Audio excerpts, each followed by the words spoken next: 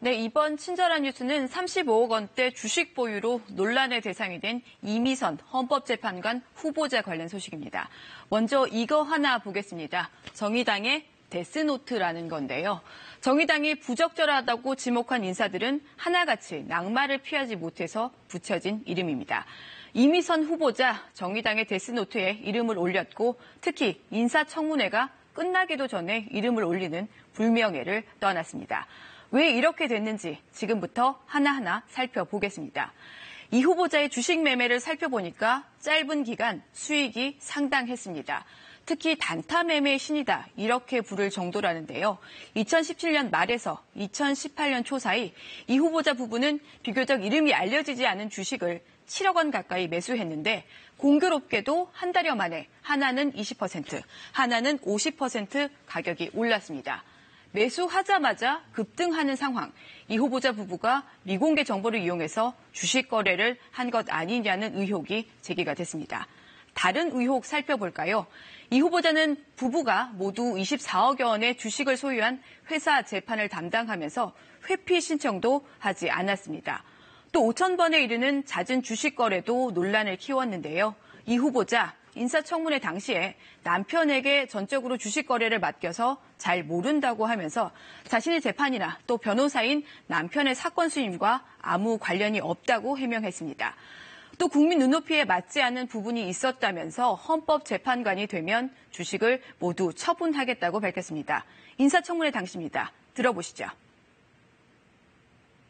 네, 만약에 제가 재판관으로 임명이 된다면 그 주식을 조건 없이 처분하도록 하겠습니다. 네, 야당은 이런 해명이 오히려 더 논란을 키운다고 비판하면서 사퇴를 촉구하고 나섰습니다. 판사가 부업이고 주식 거래가 본업이냐 이런 비판이 쏟아졌습니다. 특히 한국당은 추가로 주식 매매 의혹을 제기하면서 청와대 인사검증 라인에 동반 사퇴까지 주장하면서 공세 수위를 높이고 있습니다. 바로 들어보겠습니다.